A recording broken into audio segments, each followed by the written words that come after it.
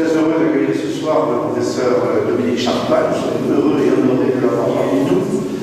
Il est ici dans le cadre d'un programme de cours du Collège de France qui se font pour certains à l'étranger, dans des institutions académiques comme celle de l'école publique par exemple. M. Charpin est donc assyriologue, épigraphiste. Il a passé bien entendu une agrégation d'histoire, puis un doctorat d'État intitulé Le clergé Tours au siècle d'Hammurabi, sous la direction de Paul Garelli, qui était un assyriologue très renommé. Il a lui-même participé à des fouilles sur les sites comme ceux de Larsa en Irak ou de Marie. Puis il a été assistant à l'Université Paris 1, professeur, directeur d'études à l'École pratique des hautes études, et maintenant il est donc professeur au Collège de France. Il est également correspondant de l'Académie des inscriptions et belles-lettres. Il va nous présenter son domaine, donc, qui est la Mésopotamie, et en particulier la période paléo-babylonienne. Il est également directeur de la revue d'Assyriologie. J'ajouterai, parce que les professeurs et les étudiants ont déjà pu l'écouter, qu'à côté de toute cette science, parfois aride de lecture des textes, il a aussi été un de ceux qui a travaillé à les rendre accessibles. En effet, comme il nous dira, il y a des milliers de tablettes, et aujourd'hui on peut les consulter en ligne grâce à des sites comme par exemple Archibab, qui est le site que M. Charpin a mis en place avec des collaborateurs. Si vous vous intéressez à cet ouvrage, allez voir le site de la bibliothèque de l'école publique. Il y a 175 références. Excusez du peu, ce ne sont pas tous des livres, beaucoup d'articles. Mais il y a aussi des articles, j'en cite 2 ou 3. Le clergé Tours au siècle d'Hammurabi, publié en 1986. Hammurabi de Babylone, publié au Conseil universitaire de France en 2003. Lire et écrire à Babylone en 2008, et puis le tout dernier livre qu'il a eu la gentillesse de nous offrir, qui vient de sortir, et qui s'intitule La vie méconnue des temples mésopotamiens. Voilà, donc c'est une grande chance pour nous de le voir ce soir, et je vous laisse la parole.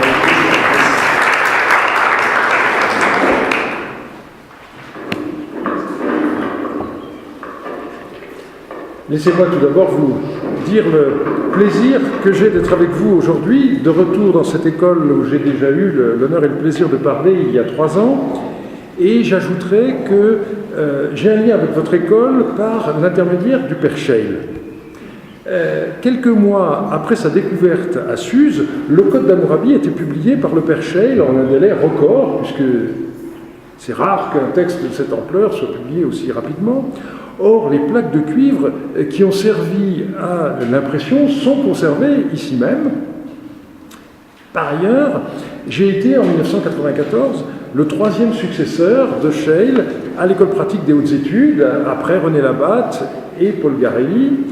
Et j'ajouterai que j'ai eu plus de chance que le Père Scheil, alors que celui-ci avait été élu au Collège de France peu après 1905.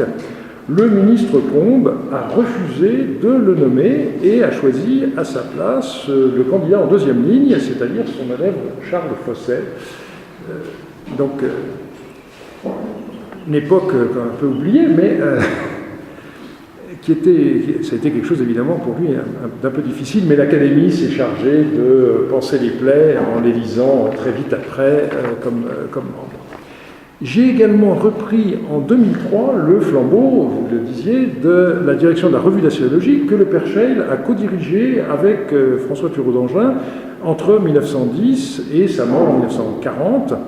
Il y a publié 198 articles, notes ou recensions. Alors du coup, quand j'ai vu ça, j'ai calculé, je n'en suis qu'à 153, mais j'espère bien ne pas avoir dit mon dernier mot. Et puis, alors quelque chose de beaucoup plus personnel mais amusant, j'ai appris récemment de façon totalement fortuite que le frère de mon grand-père, qui était étudiant en littérature à la Sorbonne, il avait connu le Père Scheil en 1908, et dans un carton de la maison familiale, on a retrouvé cette carte postale. Alors déjà, c'est amusant parce que de se dire que les professeurs à la Sorbonne, à l'époque, on faisait des cartes postales avec leurs portraits, c'est quelque chose aujourd'hui qui nous fait sentir le passage du temps. Et alors, vous voyez de l'autre côté que mon grand-oncle écrit « Cette carte pour vous faire prendre patience » et aussi pour vous présenter la tête sympathique du Père Scheil, dominicain, professeur d'assyrien à l'école des hautes études. C'est donc sous le patronage du Père Chelle que vous me permettrez de placer cette conférence. Et il y a une dernière raison, et non des moindres, scientifique celle-là, c'est que c'est lors de ses fouilles de Sipar en 1894 qu'il a découvert le fragment SI 507, qui a été publié bien plus tard en 1965 par Krauss, qu'il identifia comme un édit de remise de dette du roi Samsu-Iluna, le fils d'Hammurabi, et donc une raison encore pour évoquer la mémoire du Père Chelle. Mon point de départ, donc, c'est la Mésopotamie de 2000 à 1600 avant Jésus-Christ, une période qui est dominée par la figure du roi de Babylone, Hammurabi. Pendant ces 4 siècles, le Proche-Orient a été divisé en un grand nombre de royaumes, souvent en rivalité les uns avec les autres. Babylone est le plus connu parce que Hammurabi a réussi à étendre son territoire aux dépens de ses voisins, et c'est pour ça que ces 4 siècles sont souvent qualifiés de période paléo-babylonienne, babylonien ancien, mais d'autres capitales comme Issine et Larsa dans le sud, ainsi que Eshnouna dans le centre, et Kallatoum plus au nord, ont été des capitales majeures au XXe et au XIXe siècle. En direction de l'ouest, sur le territoire de la Syrie d'aujourd'hui, on a Mari sur le moyen Euphrate, et encore plus à l'ouest, Alep et Katna, qui furent également à la tête d'entités politiques très importantes. Ces royaumes nous sont connus grâce aux fouilles archéologiques qui nous ont livré de nombreux textes.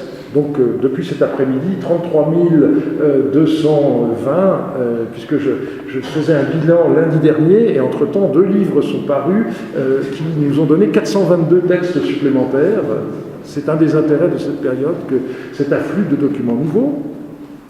Alors, ces documents peuvent être des inscriptions commémoratives, textes officiels, par exemple, lorsque les rois construisaient un temple pour une divinité, pouvaient déposer un objet votif et ils accompagnaient cette offrande d'une inscription destinée à commémorer cela. Mais les textes les plus nombreux, donc, ce sont les documents d'archives que l'on retrouve dans les temples ou dans les palais, comme celui de Marie, mais aussi dans les maisons de particuliers. Et c'est ça qui est une des caractéristiques de cette période, la richesse en archives privées. Vous avez ici une vue de textes qui ont été découverts dans la maison d'un prêtre qui s'appelait Urutu, dans la ville de Sipar. Ces archives, textes d'archives, on peut les classer en 3 catégories. On a d'un côté les lettres, on a d'autre part les textes juridiques et, pour finir, les documents comptables. Et tous ces textes livrent à l'historien des matériaux qui permettent d'élaborer une vision très complète de la vie politique, mais aussi économique et sociale, et également culturelle et religieuse de la Mésopotamie de cette époque. Et je voudrais aujourd'hui vous montrer toute la richesse qu'on peut y trouver. Je ferai donc de nombreuses citations de documents. Beaucoup de ces textes sont désormais disponibles sur le site d'Archibald, comme vous l'a déjà dit le père Pérennes, et donc il y avait la diapositive publicité inévitable quand je parle de n'importe quel sujet, j'arrive à trouver le moyen de citer ce site, parce que ça permet vraiment d'avoir un accès commode à une documentation qui est extrêmement dispersée et souvent difficile d'accès. Site donc que j'ai créé avec mon équipe en 2008 et qui continue chaque jour à croître. Dans la société mésopotamienne, le roi occupait une position clé. Il constituait le lien privilégié entre son royaume et les divinités dont il devait exécuter les instructions. Et donc, une des figures traditionnelles du roi, c'est celle du berger qui conduit son troupeau. Et c'est une image royale très forte qui imprègne le Proche-Orient jusqu'à l'époque du Christ. Le bon pasteur, c'est pas du tout une image bucolique, c'est une image royale. On a quelquefois tendance à l'oublier un peu. Or, le berger, il a un rôle essentiel dans la gestion de son troupeau. C'est lui qui doit lui trouver de quoi manger et boire. Et le roi Hammurabi décrit son rôle par rapport à la population de son royaume dans une de ses inscriptions, dans ces termes « Je les ai fait paître dans l'abondance et la prospérité ». Et c'est une idéologie royale qui se poursuit au-delà de l'époque d'Hammurabi. Par exemple, le roi assyrien, Tukulti-Ninurta, au XIIIe siècle, est décrit comme celui qui guide son peuple grâce à la justice de son sceptre. Et le roi, en tant que pasteur, ne fait qu'imiter les dieux qui sont également décrits comme les bergers de l'humanité. On dit par exemple du dieu Marduk dans le récit babylonien de la création, l'Enuma Elish, celui qui fait prospérer pâture et point d'eau. Le verbe qui est employé dans ces contextes signifie littéralement aller droit, c'est le verbe esherum, et on a au factitif shut eshurum, faire aller droit. Et le sceptre royal n'est pas un bâton destiné à frapper pour punir, c'est la houlette du berger qui guide ses bêtes et qui les empêche d'aller à droite et à gauche, les ramène dans le droit chemin. Le terme de misharum est dérivé de la même racine esherum, et c'est un des mots qui signifie la justice. Alors, par analogie avec nos propres langues, on serait tenté de traduire misharum par droit, mais il me semble préférable de traduire par justice et de garder le terme de droit pour l'autre mot qui désigne la justice et qui est le mot kittum, qui est sur la même racine que le verbe kanum, être stable. Et donc la kittum, c'est le droit en tant que garant de l'ordre établi. Je reviendrai plus tard sur cette dualité. Transposer l'image du roi pasteur en termes de responsabilité économique du souverain à l'égard de son peuple pourrait paraître anachronique, et pourtant c'est une réalité pour l'époque paléo-babylonienne. On a des textes très célèbres comme les codes royaux, le code d'Hammurabi est le plus connu, mais il en existe d'autres, mais je voudrais aujourd'hui parler davantage des édits de Misharum, dont le plus célèbre est celui du roi Amitsaduqa, un descendant d'Hammurabi qui régna plus d'un siècle après la mort de celui-ci.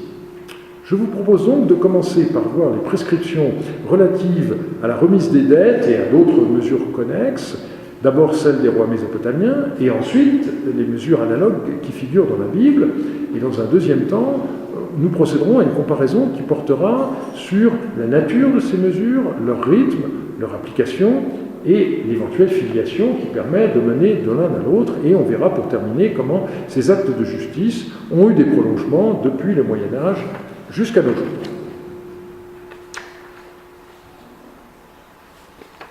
Les mesures de rémission en Mésopotamie sont connues par des édits. Alors, il y en a qui sont attestés pour un certain nombre de royaumes, mais que nous ne possédons pas. Tout ce que nous possédons, hasard de découverte, proviennent de rois de Babylone, 2 manuscrits très fragmentaires d'un édit de Samsu-Iluna, le fils d'Hammurabi, un édit du petit-fils de Samsu-Iluna, Amiditana, et pour finir, donc, 2 édits du roi Amitsaduqa. Et en combinant ces différents manuscrits, on a pu reconstituer un texte quasiment complet qui comporte à la fois des mesures internes au domaine royal et des mesures relatives au statut des personnes et des biens que nous allons examiner successivement.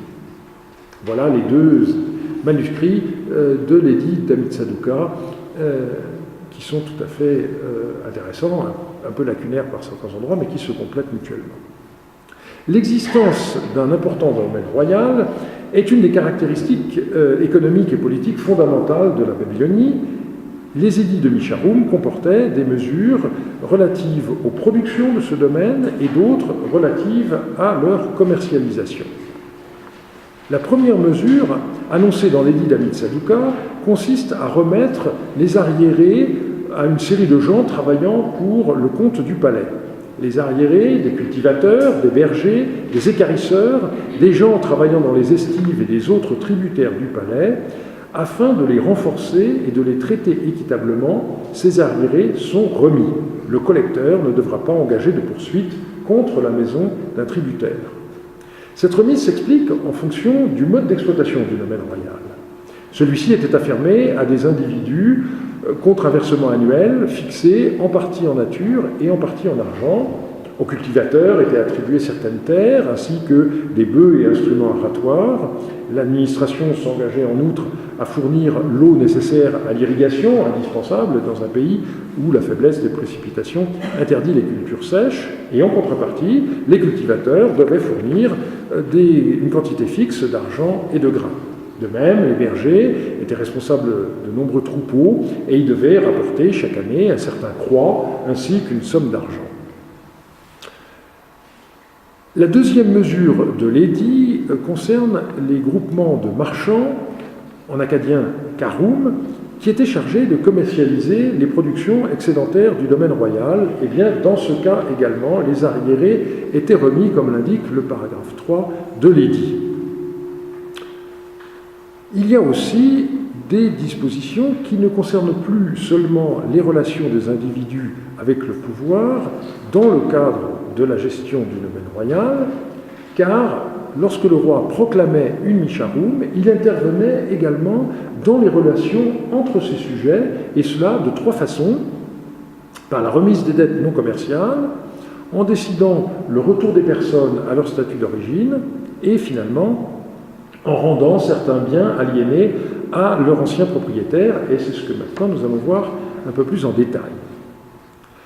La troisième mesure annoncée dans l'édit ne concerne plus donc les relations des particuliers avec le palais, mais constitue une intervention du pouvoir dans ce qu'on appelle de nos jours la sphère purement privée de l'économie. Je cite le texte: « Quiconque a prêté du grain ou de l'argent à un Acadien ou à un Amorite comme prêt à intérêt, ou prêt melketum, ou, et puis là il y a un terme qu'on ne comprend pas bien, et s'est fait laisser une tablette, du fait que le roi a institué la justice Misharoum pour le pays, sa tablette est annulée. Il ne devra pas faire rembourser grain ou argent selon la teneur de cette tablette. » Protestation d'un créancier, manifestement. Je ne vais pas rentrer dans le détail de la terminologie, assez complexe, mais indiquer brièvement que l'édit, en fait, distingue deux sortes de dettes: les emprunts que les individus sont réduits par la misère à contracter, d'une part, et puis les avances de fonds que se font consentir des personnes en vue d'opérations commerciales. Et selon l'interprétation traditionnelle de l'édit, seule la première catégorie est l'objet d'une amnistie. La somme empruntée, en grains ou en argent, reste acquise aux débiteurs. Mais parmi les mesures qui sont ajoutées à la fin de l'édit, on voit dans les paragraphes 20 et 21 le cas de débiteurs insolvables de certaines villes ou régions qui avaient dû placer comme gage ou vendre en esclavage soit leur propre personne, soit celle de membres de leur famille. Et le texte dit ceci: c'est une obligation à peser sur un habitant des régions de Numria, d'Emut-Baloum, d'Idamarat, ou des villes d'Uruk, de Kisura ou de Malgoum, et qu'il a dû placer sa propre personne, sa femme ou ses enfants, en servitude pour dette contre de l'argent ou en gage. Du fait que le roi a institué la justice Misharoum pour le pays, il est libéré, son Andurarum sera effectué. Alors le terme d'Andurarum a été longtemps compris comme synonyme de libération. Mais dans le paragraphe suivant, l'édit précise que si la même personne a dû aliéner dans les mêmes conditions un de ses esclaves, alors l'Andurarum de l'esclave ne sera pas effectué et cet esclave restera la propriété de son acquéreur. Si on traduit Andurarum par libération, on ne comprend pas très bien le sens de la mesure, puisque que l'esclave soit libéré ou reste la propriété de son acquéreur, ça n'affecte nullement son ancien propriétaire. Or, c'est l'ancien propriétaire qui est le sujet des paragraphes 20 et 21. Mais si on traduit Andurarum par retour au statut d'origine, retour au statut antérieur, on comprend mieux. L'Andurarum d'un esclave vendu par son maître à un tiers, c'est le retour de cet esclave à son ancien maître. Alors, on peut dire que l'étymologie sumérienne de cette expression conforte cette interprétation, puisque littéralement, en sumérien, Ama Argi, qui est l'équivalent donné par des listes de Andurarum, c'est le retour à la mer. Il faut comprendre ici Ama comme étant le point d'origine, le statut d'origine, et c'est une expression qui est attestée à Sumer dès le roi de Lagash ou Kagina. Et on remarque d'ailleurs que l'édit spécifie au paragraphe 21 qu'il s'agit d'un esclave Wilid Bitim, littéralement né à la maison, c'est-à-dire né d'une mère esclave.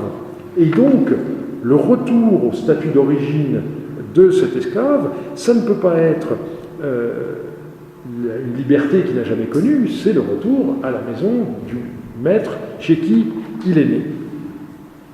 On voit donc que l'édit prévoyait, dans le cas d'une famille en difficulté, que ses membres devenus esclaves pour dette seraient libérés. En revanche, les esclaves ayant appartenu à cette famille ne lui seraient pas rendus. Dernière mesure, le retour des biens à leur ancien propriétaire. Malheureusement, ni l'édit d'Amitsaduqa, ni aucun texte officiel actuellement connu ne décrivent ces dispositions, mais on peut en déduire l'existence de plusieurs textes qui parlent de landurarum, cette fois de terrain, ce qui signifie également le retour de ces terrains à leur statut antérieur. Il s'agit de biens immobiliers que certains individus ont été contraints d'aliéner par la nécessité, notamment lorsqu'ils ne pouvaient pas rembourser une dette. Et donc on voit bien comment la mesure a pour effet d'annuler la tendance à l'amoindrissement du patrimoine des plus pauvres et parallèlement la constitution de grandes fortunes foncières. Donc si on fait un bilan, on voit que l'intervention du roi dans les relations économiques entre les particuliers avait pour but d'atténuer les effets de l'appauvrissement à 3 stades différents. Ceux que la nécessité avait poussés à l'emprunt étaient soulagés par la rémission des dettes. Ceux qui avaient emprunté, mais qui, n'ayant pu rembourser leurs créanciers, étaient devenus esclaves pour dette, voyaient leur libération effectuée. Et enfin, l'annulation des ventes permettait aux gens qui avaient été contraints par la gêne à aliéner leur patrimoine d'en retrouver la possession. Ces 3 mesures, dans leur complémentarité, témoignent d'une volonté résolue des souverains d'améliorer des situations économiques insupportables. On voit donc comment le roi était garant de la justice de 2 manières complémentaires ou contradictoires, et c'était au roi de tenir la balance. D'un côté, en tant que Charkiptim, il devait veiller à ce que les dettes soient remboursées par les débiteurs aux créanciers et que les biens restent la propriété de ceux qui les avaient acquis, mais dans des circonstances exceptionnelles, en tant que Char Misharim, il pouvait annuler certaines catégories de dettes ou des ventes au nom de ce qui nous paraît une conception supérieure de l'équité, et là je cite le Code d'Hammurabi, faire que le fort n'écrase pas le faible. Dans la Bible, 2 séries de mesures figurent que l'on a pris l'habitude de décrire sous le terme de année sabbatique et de jubilé. Les prescriptions bibliques concernent d'abord l'année sabbatique. Tous les 7 ans, les Hébreux placés en gage devaient être libérés par les créanciers et l'on devait remettre leurs dettes aux débiteurs insolvables. Au bout de 7 ans, tu feras remise, Shemitah. Voici en quoi consiste la remise. Tout détenteur d'un gage personnel qui aura obtenu de son prochain lui en fera remise. Il n'exploitera pas son prochain ni son frère quand celui-ci en aura appelé à Yahvé pour remise. Tu pourras exploiter l'étranger, mais tu libéreras ton frère de ton droit sur lui.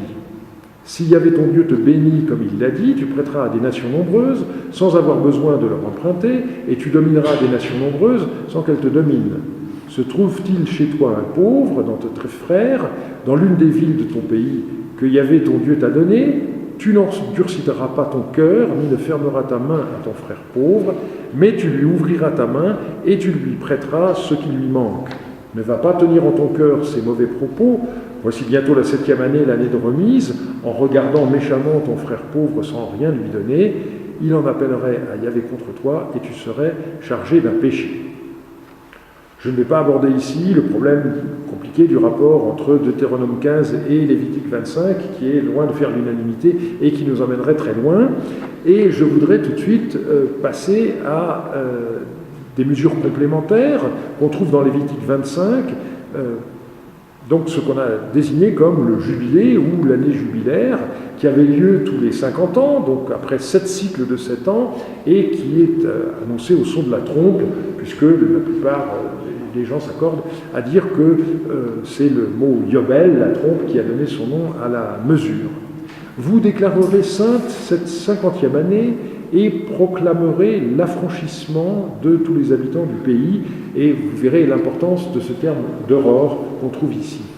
Ce sera pour vous un jubilé. Chacun de vous rentrera dans son patrimoine, chacun de vous retournera dans son clan. Cette 50e année sera pour vous une année jubilaire. Vous ne sèmerez pas, vous ne moissonnerez pas les épis qui n'auront pas été mis en gerbe, vous ne vendangerez pas les ceps qui qui auront poussé librement, le jubilé sera pour vous chose sainte, vous mangerez les produits des champs. En cette année jubilaire, vous rentrerez chacun dans votre patrimoine. Si tu vends ou si tu achètes à ton compatriote, que nul ne lèse son frère, c'est en fonction du nombre d'années écoulées depuis le jubilé que tu achèteras à ton compatriote, c'est en fonction du nombre d'années productives qu'il te fixera le prix de vente. Plus grand sera le nombre d'années, plus tu augmenteras le prix, moins il y aura d'années, plus tu le réduiras, car c'est un certain nombre de récoltes qu'il te vend. Il n'y a pas de propriété définitive, puisqu'on calcule par rapport à ce rythme de 50 ans.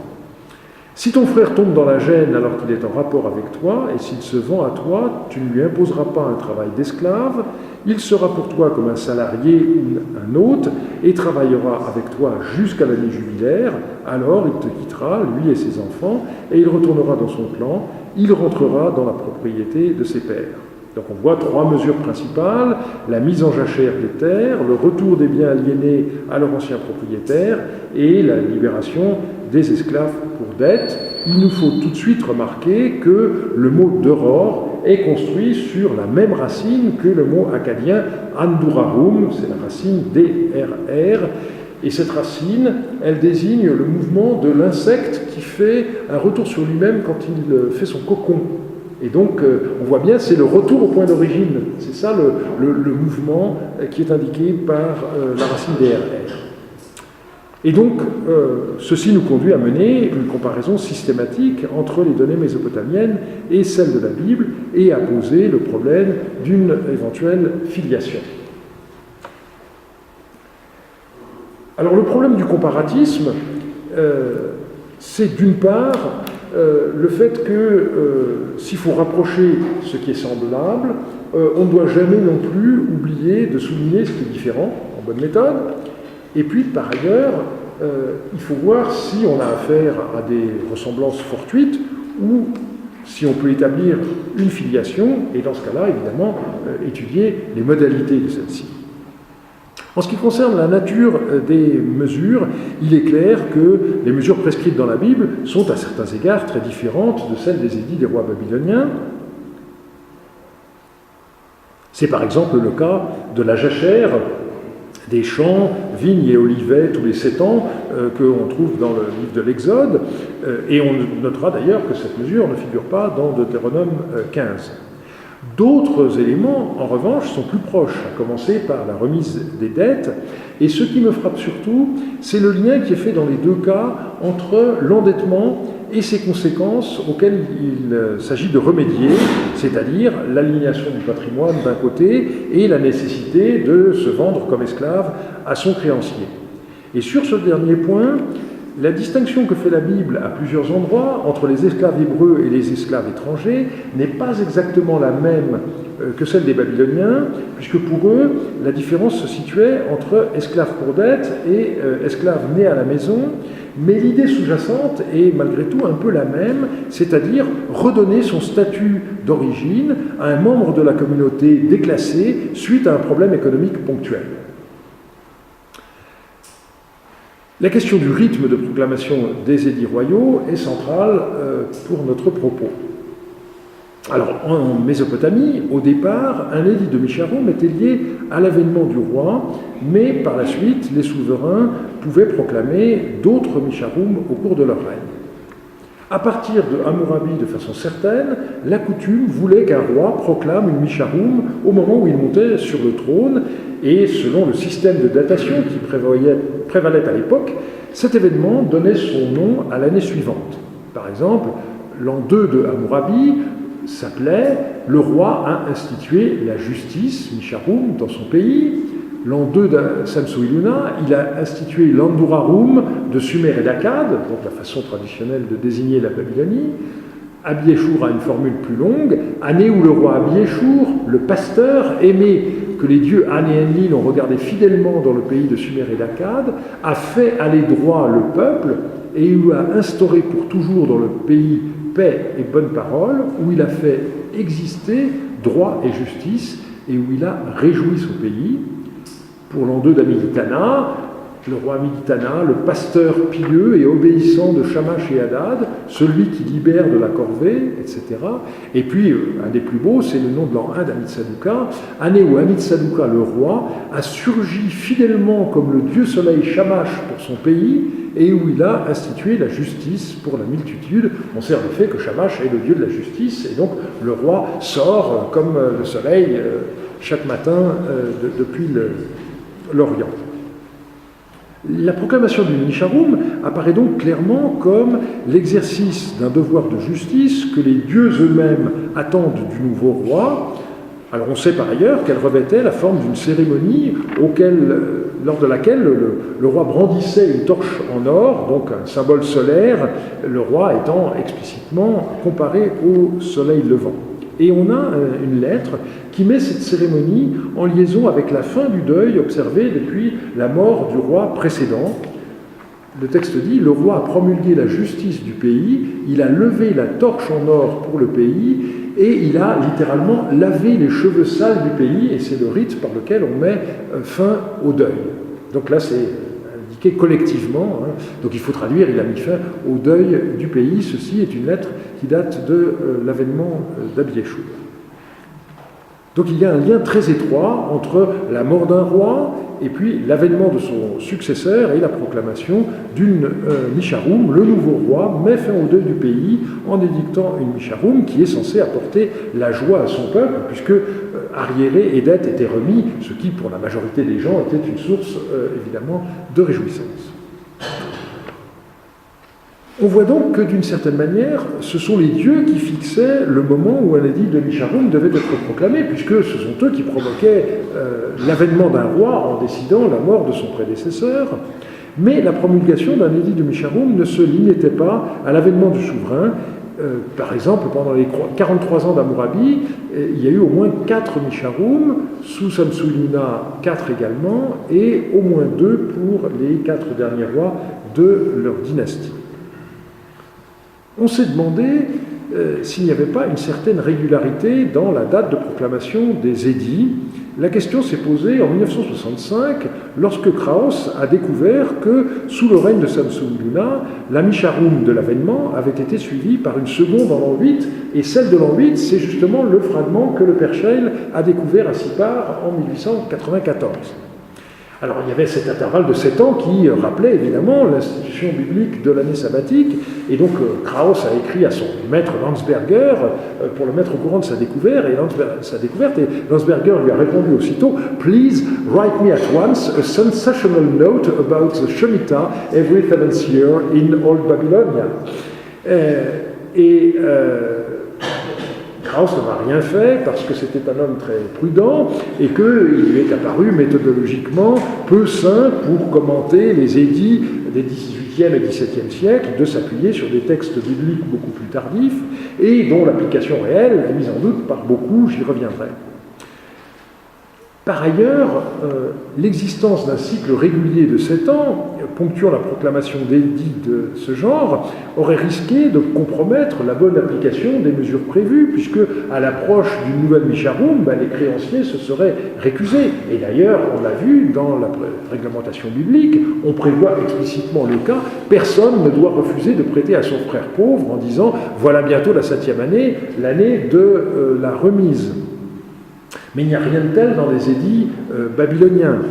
Et Finkelstein, qui avait suggéré que le caractère à ses yeux régulier des édits de Misharum devait avoir une incidence de ce genre sur le rythme de la vie économique, et il concluait son étude en disant « Si notre hypothèse se révèle valide, les années précédant immédiatement une Misharum devraient montrer un taux de fréquence des transactions en général bas, des taux d'intérêt plus élevés, des prix de vente des terrains plus bas, etc.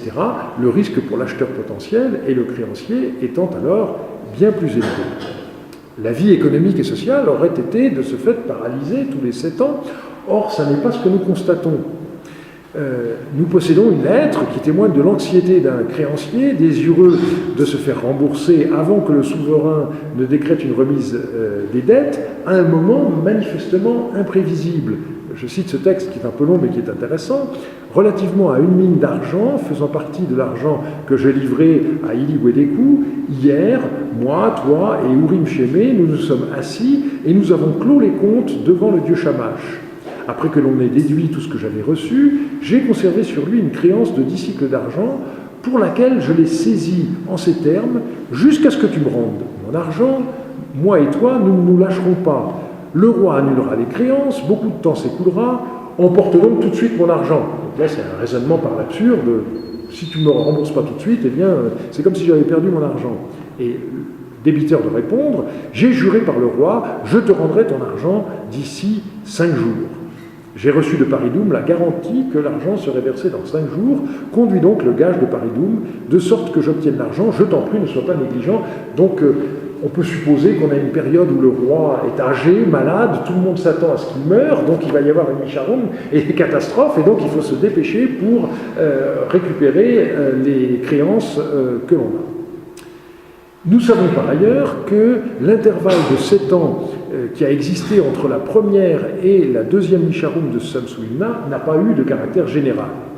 On voit maintenant que, si on calcule bien, l'avant-dernière Misharoum de Hammurabi, c'est en l'an 32, il y a 11 ans avant l'avènement de Samsu-Iluna, ça, c'était pas calculable puisque c'est la mort d'Hammurabi, mais ensuite il y a 7 ans, ensuite il y a 9 ans, ensuite il y a 11 ans, et puis entre la quatrième et dernière Misharoum de Samsu-Iluna et sa mort, il y a 11 ans, là aussi c'était pas prévisible, et ensuite donc on a Abieshur. Mais si on regarde bien les rythmes, on voit qu'on a des intervalles de 11, 7, 9, 11, 11. Autrement dit, l'intervalle entre deux Misharoum a été de 9 plus ou moins 2 ans, avec une valeur moyenne de 9,8 et une valeur modale de 11. Donc c'est pas 7. Et on peut ajouter que l'édit d'Amitsuduka, qui a été proclamé à son avènement, prévoyait la remise des arriérés depuis l'an 21 de son prédécesseur, ce qui correspond manifestement au dernier édit de Misharoum, et là l'intervalle il est de 17 ans. Il apparaît donc certain que les édits des rois babyloniens n'étaient pas promulgués à des intervalles réguliers et prévisibles, et pas seulement parce qu'on ignorait quand aurait lieu la mort du roi et l'avènement de son successeur. Alors, si on met de côté la mort d'un roi, la date de proclamation d'un édit dépendait donc d'une décision du souverain, et on se pose la question de savoir comment le roi décidait une mesure de ce genre. On n'a aucun texte qui nous donne les motivations explicites de ces mesures. On n'a malheureusement aucun indice, par exemple, d'une consultation oraculaire que le roi aurait pu faire en demandant aux dieux, par l'intermédiaire des devins, s'il convenait ou pas de proclamer une Misharoum. Mais il y avait, pour le souverain et son entourage, bien des moyens pour mesurer la gravité de la situation économique. Par exemple, dans le cadre de la gestion du domaine royal, eh bien, on voyait des arriérés qui s'accumulaient. Et nous avons des tablettes dans lesquelles le compte est fait, on nous donne l'arriéré de l'année en cours, et on rappelle le cumul des arriérés des années antérieures. Et donc ça, pour le roi, c'était évidemment un signe. Lorsque les gens qui travaillaient pour le domaine royal n'arrivaient pas à donner les redevances auxquelles ils étaient astreints, ça voulait dire qu'il y avait eu des problèmes climatiques qui avaient endommagé les récoltes, etc. Un autre phénomène qui n'échappait pas aux autorités, c'était la fuite des débiteurs insolvables. Dans plusieurs cas, on constate qu'une famine a été suivie par la proclamation d'un édit de remise de dettes, et la situation est documentée, par exemple, dans le royaume de Mari, par cette lettre. Les gens du Soukoum, c'est la région en aval de Mari, ont très faim, il faut absolument que j'aille les trouver, il y a une lacune, il faut que je les sauve pour que ceux de leurs frères qui s'étaient enfouis à l'intérieur du pays, l'ayant appris, reviennent. Voilà ce que je me suis dit, écrit le roi de Mari. Et il continue, maintenant, je vais leur remettre le grain qu'ils ont emprunté, ainsi que son intérêt. Voilà, père informé. En outre, donc, je viens d'envoyer un message, les responsables des localités du Soukoum vont se rassembler, je leur délivrerai mon édit et je les apaiserai. Donc, c'est la région qui est en aval de Mari qui est ici concernée, avec une famine qui a prêté cette région, de sorte que les gens ont dû emprunter du grain à intérêt, et que, ne pouvant rembourser, ils ont pris la fuite, le roi de Marie donc, a décidé de tout leur remettre en espérant que les habitants de la région qui s'étaient enfuis reviendraient dans leur localité. Donc, bel exemple de réaction royale face à une situation économique dégradée. Et c'est là que l'image du roi berger, qui rassemble son troupeau dispersé, prend toute sa force, évidemment. Une image que l'on retrouve, par exemple, dans une inscription d'Hammurabi. Il dit « J'ai rassemblé les populations dispersées du pays de Sumer et d'Akkad, j'ai installé pour elles pâturage et point d'eau, je les ai fait paître dans l'abondance et la prospérité, je les ai installés dans des endroits paisibles, à la fois par des mesures militaires, en installant des forts, et en même temps par des mesures économiques. »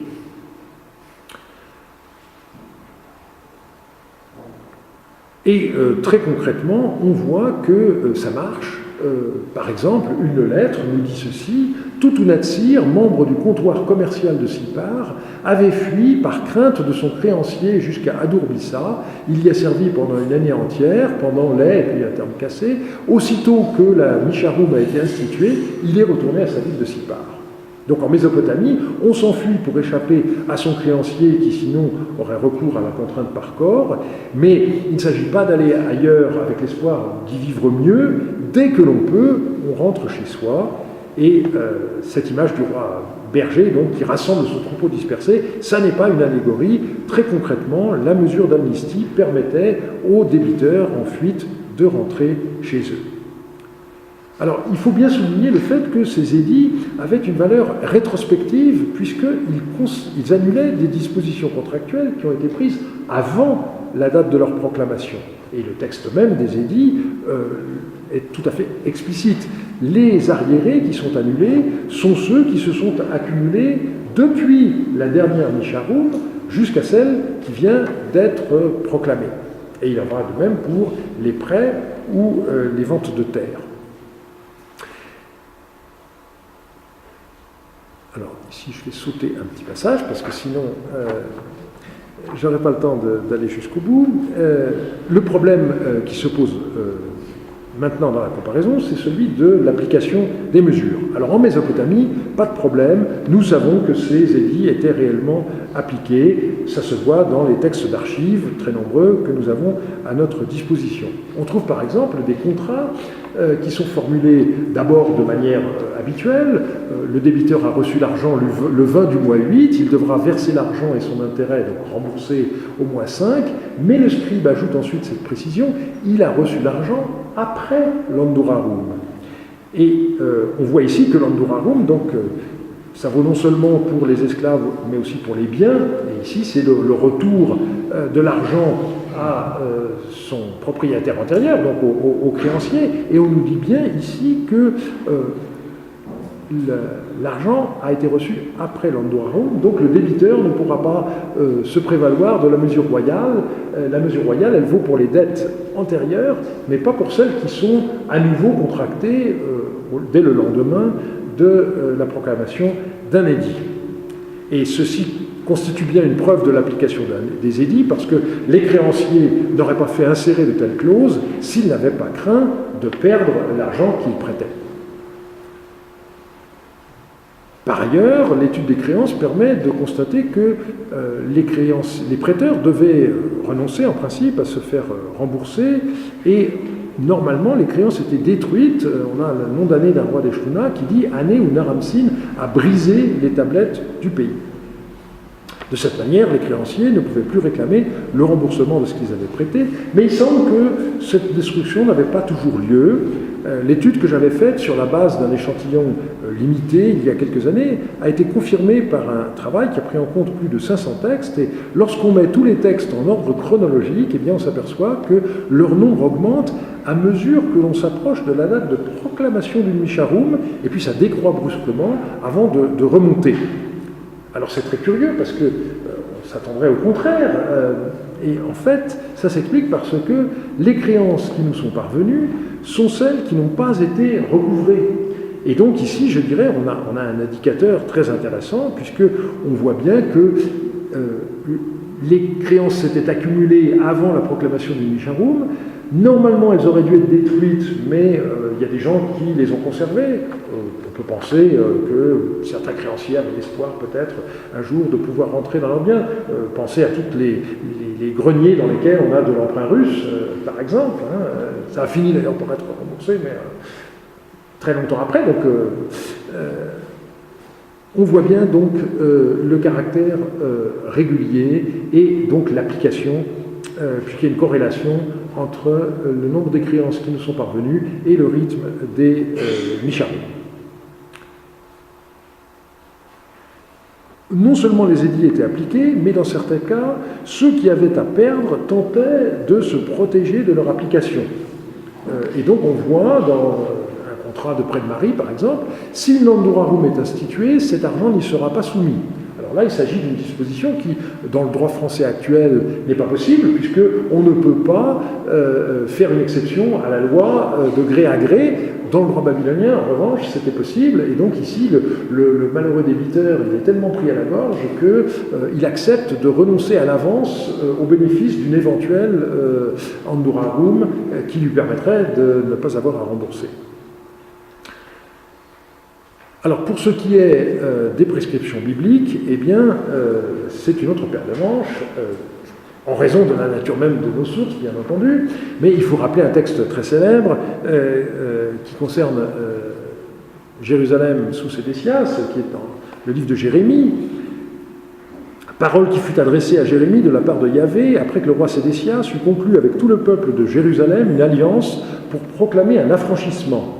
Chacun devait renvoyer libres ses esclaves hébreux, hommes et femmes. Personne ne devait plus tenir en servitude un Judéen, son frère.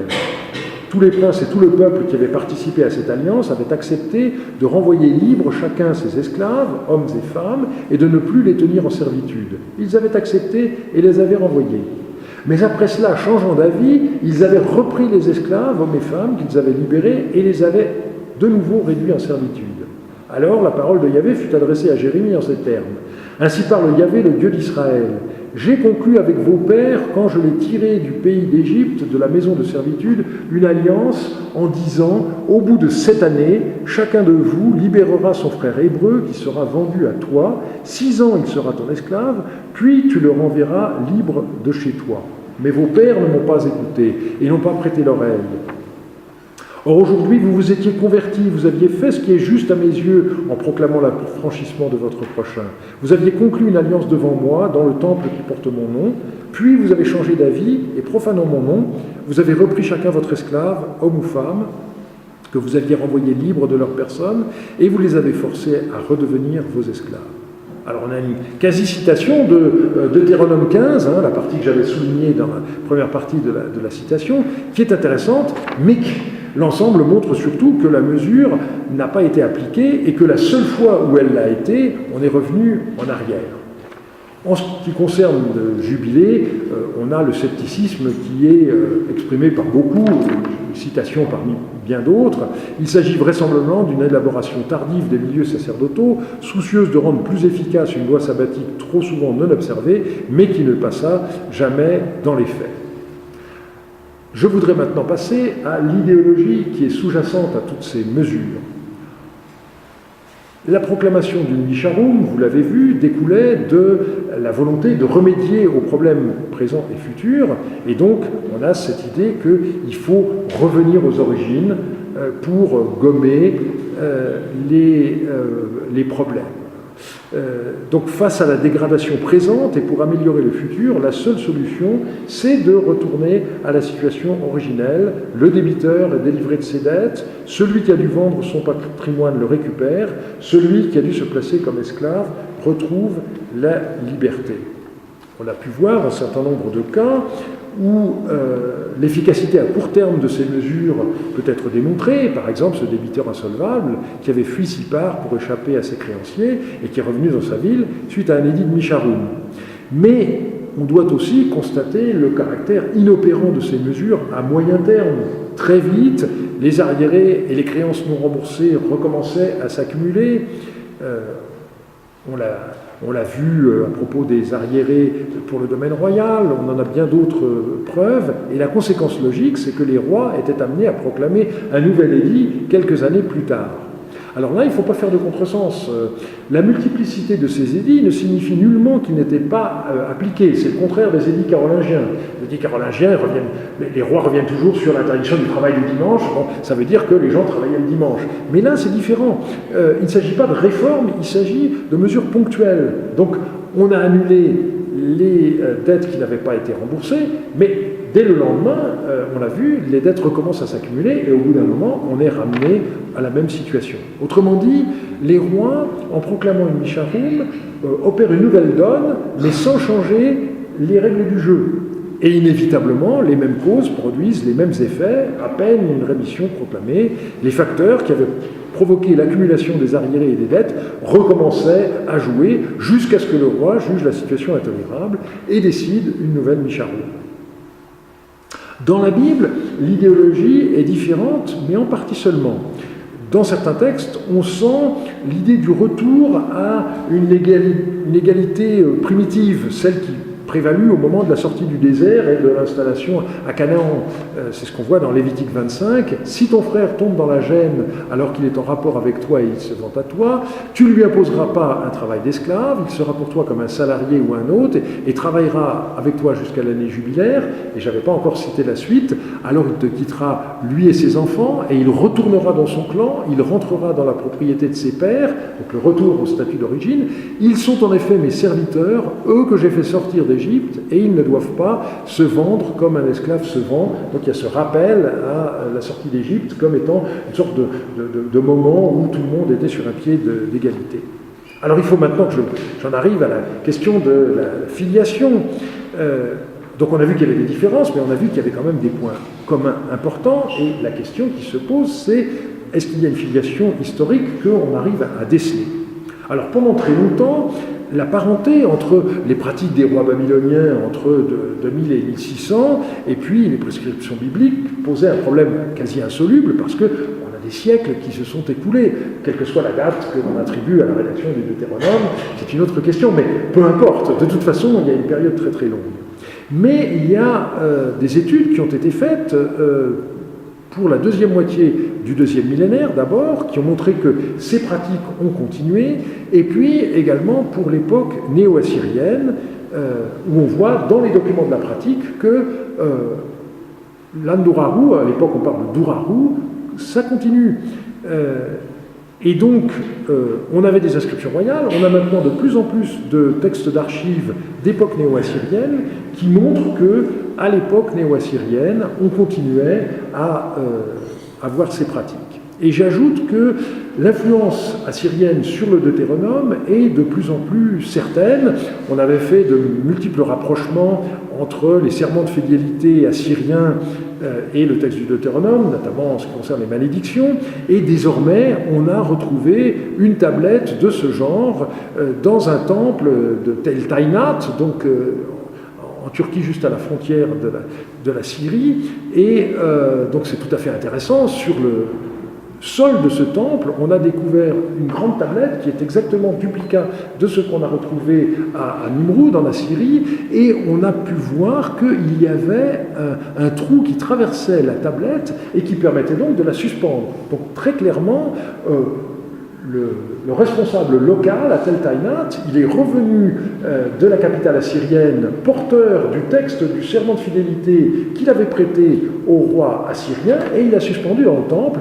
Eh bien, il me semble que maintenant, on peut dire avec une très très grande vraisemblance que en bon vassal des Assyriens, lorsque le roi Manassé est revenu, on sait qu'il est allé à Ninive, lorsqu'il est revenu de Ninive, eh bien, il a fait exactement comme le responsable de Tel Tainat, il a suspendu dans le temple de Jérusalem la tablette du serment qu'il avait prêté, et il y avait à l'époque des gens à Jérusalem qui connaissaient parfaitement le cunéiforme, et c'est de cette manière-là, peut-on penser, que le texte a été connu, et ensuite, alors réinterprété complètement, puisque on en a fait le schéma de l'alliance entre Dieu et son peuple, et non plus de la fidélité des gens à l'égard du roi assyrien.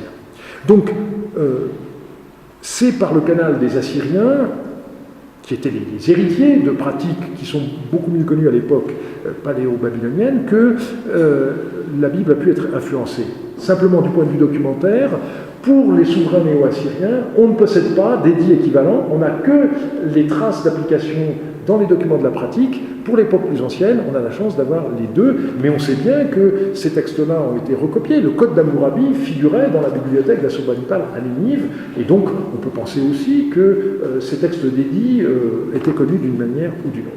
Alors j'en viens rapidement à la dernière partie, donc ces pratiques que j'ai exposées, elles ne sont pas limitées au Proche-Orient du 2e et du 1er millénaire avant notre ère, elles ont eu un héritage qui conduit jusqu'à nous. Donc une postérité qui n'est pas directe, bien entendu, donc voilà un exemple d'un édit assyrien, voilà la Bible qui sert d'intermédiaire, et puis ensuite nous avons, à partir du Moyen-Âge, la lecture de la Bible qui influence. Alors, paradoxalement, au Moyen-Âge, les mesures de remise des dettes se sont retournées contre les prêteurs de l'époque, qui étaient majoritairement les Juifs, et ça c'est un dossier un peu particulier, mais je voudrais sauter jusqu'à l'époque contemporaine et vous conduire en France, puisque pendant longtemps la tradition voulait qu'après l'élection d'un président de la République, celui-ci fasse passer une loi d'amnistie qui annulait en particulier les récentes amendes liées à des infractions au code de la route. Eh bien, il s'agit d'un aspect typiquement régalien du pouvoir présidentiel, comme le droit de grâce. C'est une pratique qui a été instituée par le général de Gaulle, et qui, vous le savez, a maintenant disparu.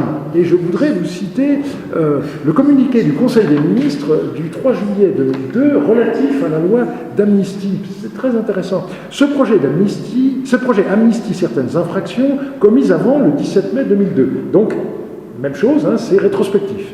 Il s'inscrit dans la tradition républicaine des lois d'amnistie adoptées après chaque élection présidentielle. Toutefois, tenant compte de l'évolution de notre société et de la priorité accordée par le gouvernement à la lutte contre les différentes formes d'insécurité, il s'attache à mieux concilier le geste de pardon qui est l'inspiration de l'amnistie avec les nécessités de la répression. Les dispositions retenues conduisent ainsi à une amnistie sensiblement moins importante que celle qui résultait des précédentes lois, notamment en raison du grand nombre des exclusions à l'amnistie que prévoit le projet. C'était le moment où on luttait contre les dépassements de vitesse en particulier. C'était un des points forts de Jacques Chirac à l'époque. Eh bien, cette tradition républicaine, elle est en réalité d'origine régalienne, et on sait bien que la fonction du président de la République, instituée par la Troisième République, avait été créée avec l'idée de permettre éventuellement un retour à la monarchie, qui finalement n'a pas eu lieu, mais on avait attaché la possibilité de faire des amnisties et d'avoir le droit de grâce au président de la République, tout à fait dans cet esprit-là. Et en 2007, vous savez, après l'élection de Nicolas Sarkozy, il n'y a pas eu de loi d'amnistie et c'est maintenant terminé. Et de façon très intéressante, dans le débat qui a précédé les élections présidentielles de 2007, portait sur deux aspects.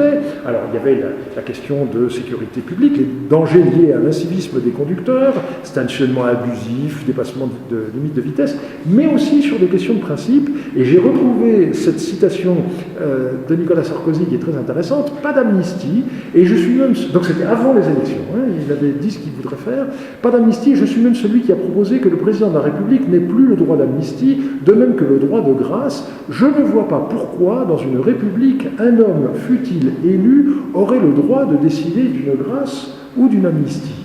Et donc on voit que le débat a porté en fait sur la nature du pouvoir du président de la République, et sans le dire explicitement, Nicolas Sarkozy considérait que les droits d'amnistie et de grâce étaient des pouvoirs régaliens qui étaient liés à en fait une conception théologique du pouvoir.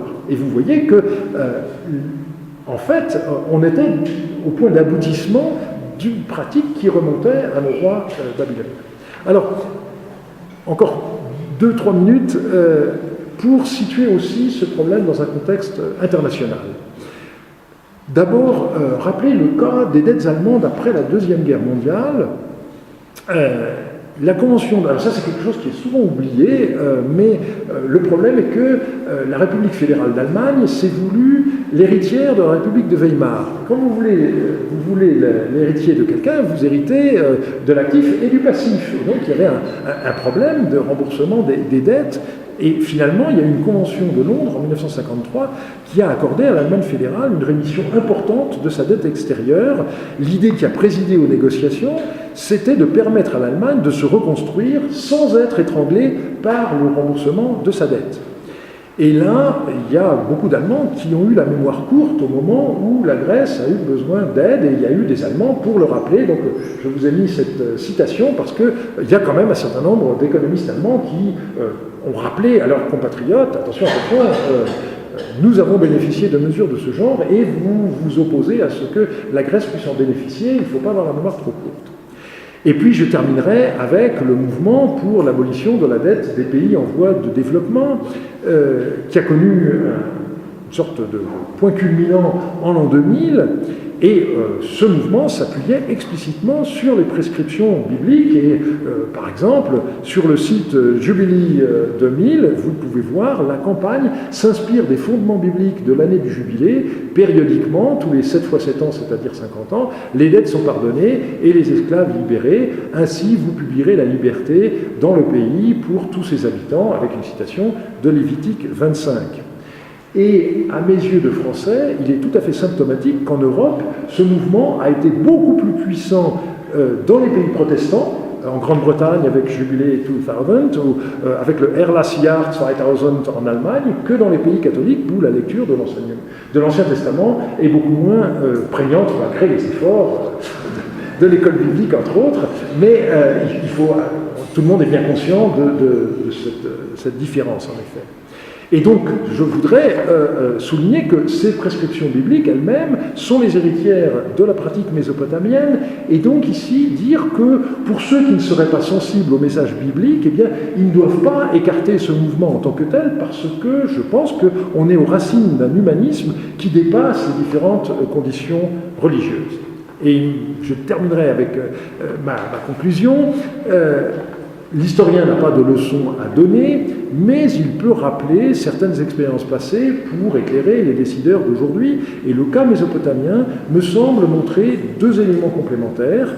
D'abord, la complémentarité entre les notions de droit et de justice selon les Mésopotamiens. Le droit Kittoum garantit que le débiteur remboursera sa dette à son créancier, mais s'il est dans une situation de détresse, alors c'est la justice Misharum qui doit l'emporter, et dans ce cas, le roi pouvait remettre non seulement les arriérés à l'égard du palais, mais aussi annuler les dettes des plus pauvres. Et par ailleurs, l'exemple mésopotamien montre que, sans réforme structurelle, ces annulations de dettes ne peuvent qu'être récurrentes. L'idéal du retour aux origines, c'est l'Andurarum, qui motivait les rois mésopotamiens, se révèle, de ce point de vue, largement illusoire. Remettre les compteurs à zéro ne résout pas les problèmes si les règles du jeu restent inchangées. Eh bien, je vous remercie de votre attention et je serai très heureux de répondre à vos questions.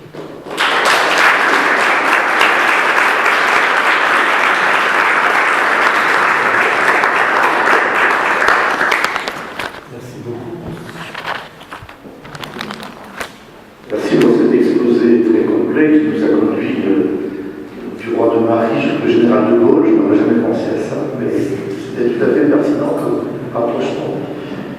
La parole est à la salle pour des questions, des remarques, des précisions.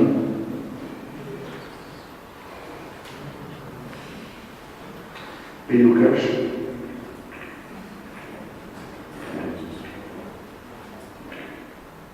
On voit que la loi en Mésopotamie est vraiment une coutume royale, très liée à un roi.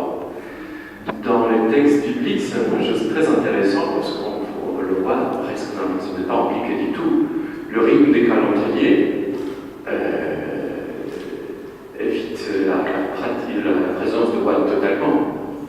Est-ce qu'on peut s'imaginer en fait cette image de rythme de calendrier comme un mouvement en fait anti-monarchie dans certains sens, parce qu'on évite cette arbitraire monarchie.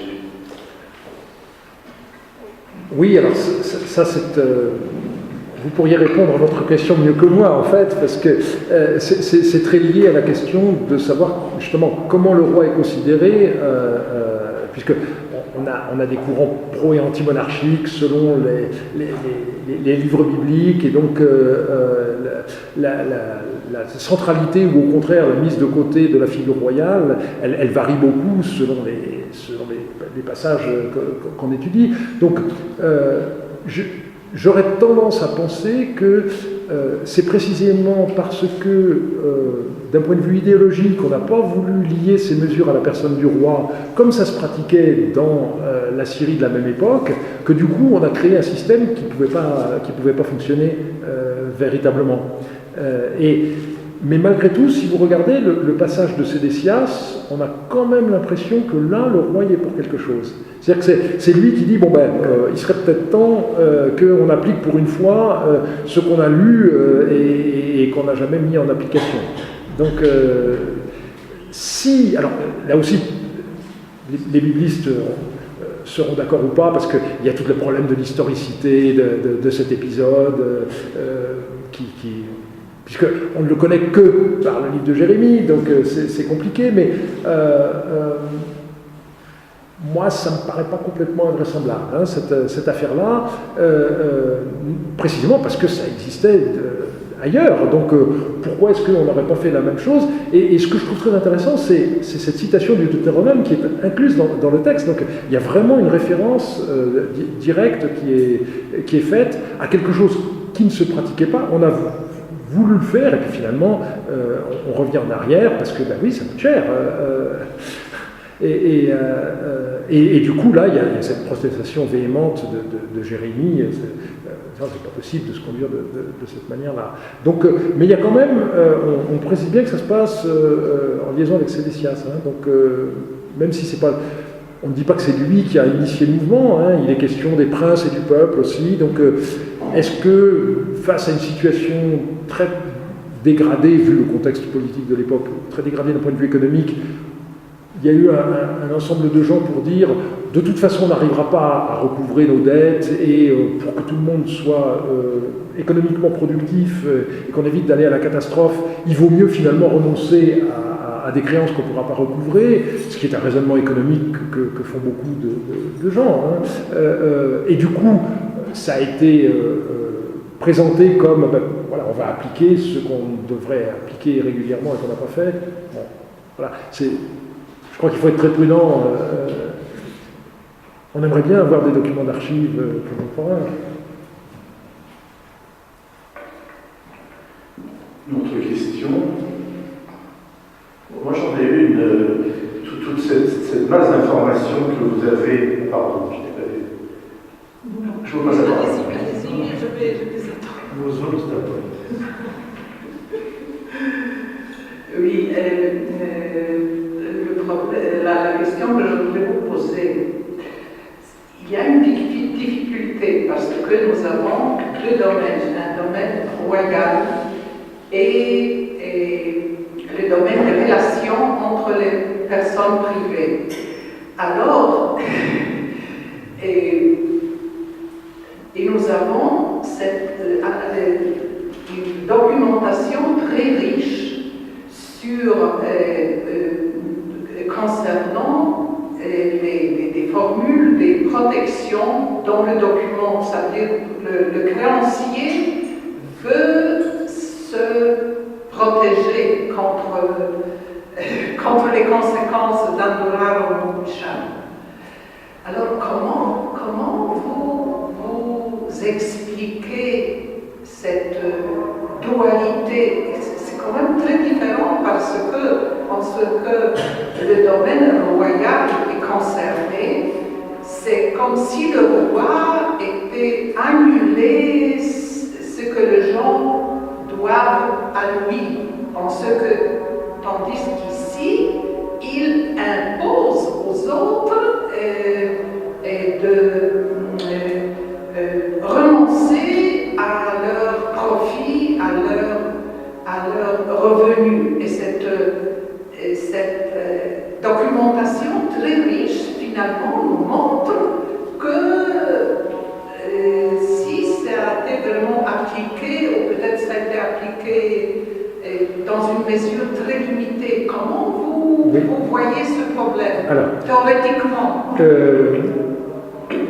Les documents dans lesquels le créancier fait ajouter la clause que le débiteur renonce à l'avance, c'est quelque chose qui est géographiquement très limité et qui justement n'existe pas, par exemple, dans le royaume de Babylone. Et donc, on peut penser que dans le royaume de Babylone, on n'avait pas le droit de mettre cette clause. Mais par contre, on voit ces clauses essentiellement dans la vallée du Moyen Euphrate, donc à Mari, et on la voit aussi à Alep, mais pas dans les royaumes centraux de Mésopotamie. Et on a donc l'impression que la figure du roi dans ces matières-là a la capacité d'imposer des mesures beaucoup plus dans le cœur de la Mésopotamie et dans les périphéries occidentales, beaucoup moins. Mais le problème, c'est qu'on sait beaucoup moins bien ce qui se passe de ce point de vue-là à Mari ou à Alep que ce qui se passe dans le royaume de Babylone. Donc on peut espérer qu'on aura d'autres documents qui permettront de mieux vérifier cette hypothèse de variante régionale, je dirais. C'est pour l'instant la réponse qu'on peut faire, me semble-t-il. Donc un pouvoir royal en Mésopotamie dans lequel le roi peut très bien intervenir dans les relations entre particuliers au nom de la justice, qui est un devoir qui lui est imposé par les dieux, et donc à ce titre-là, il a l'autorité pour le faire. Et cette image-là aurait progressivement déteint, si je puis dire, sur les rois de la périphérie, mais ça se fait plus lentement, et donc avec un degré qui est un peu moins. Une durée très courte, finalement. Ah ben, là, l'essentiel de ce qu'on connaît, oui, c'est pratiquement pour le XVIIIe siècle, fin du XIXe et XVIIIe siècle, et encore le XVIIe siècle, ça fait quand même 2 siècles et demi à peu près, hein, pour la couverture de ces mesures. Mais pour l'Ouest, oui, c'est uniquement pour le XVIIIe siècle la comparaison possible. Ma question était plutôt d'essayer il y a donc une documentation très importante sur la vie matérielle, sur le quotidien. Est-ce qu'on peut en déduire un certain éclairage sur ce qu'on appelle aujourd'hui les couches sociales, la pauvreté, la richesse, quelle était la physionomie d'une société dans laquelle cette remise de dette était une question régulière, manifestement? Alors, la difficulté qu'on a, c'est que les archives sont celles des gens riches.